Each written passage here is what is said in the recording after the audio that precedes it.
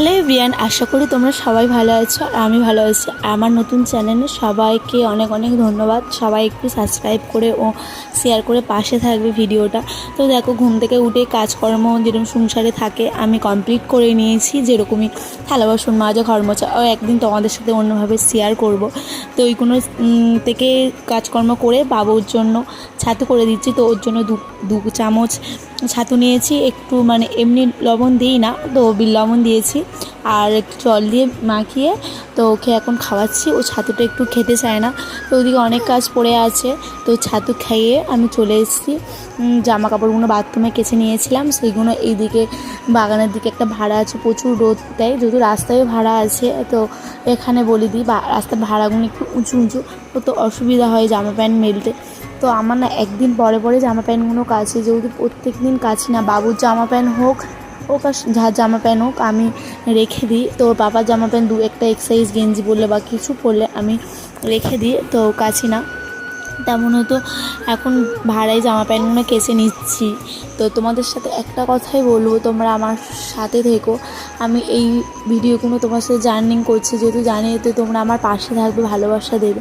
আমি জানি না তোমরা আমাকে কতটা ভালোবাসা দেবে। তো আমি একটা স্বপ্ন নিয়ে তোমাদের সাথে ভিডিওগুলো শেয়ার করছি, আমার লাইফস্টাইলগুলো তোমাদের সাথে শেয়ার করছি।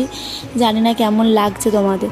তো কেমন লাগছে অবশ্যই কিন্তু আমাকে কমেন্টে জানাবে, ভুলবে না কিন্তু।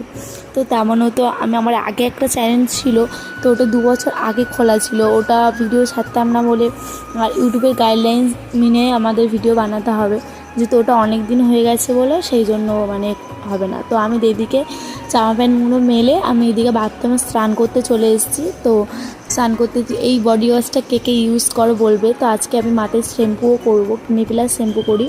তো এই দাঁতও মেজে নিচ্ছি। আর আমি অন্য শ্যাম্পু করি, তো ক্লিনিক প্লাস আজকে ছিল, এটাই করছি। তো স্নান করে জামা কাপড় চেঞ্জ করে মাথায় পাগড়ি বেঁধে আমি চলে এসেছি।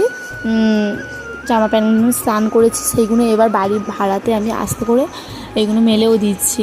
যে একটু আওয়াজ একটু আমার কেমন হবে আমি জানি না, যেহেতু আমি নতুন ফার্স্ট এডিটিং করছি, আমি জানি না কেমন হবে। তো সব কিছু কমপ্লিট, জামা কাপড় মেলে এসে আমি এখন ফ্রিজ থেকে মাছটা বের করে বরফ ছাড়ার জন্য রেখে দিতে হবে, যেহেতু রান্না করব, এক জায়গায় যাওয়ার কথা আছে।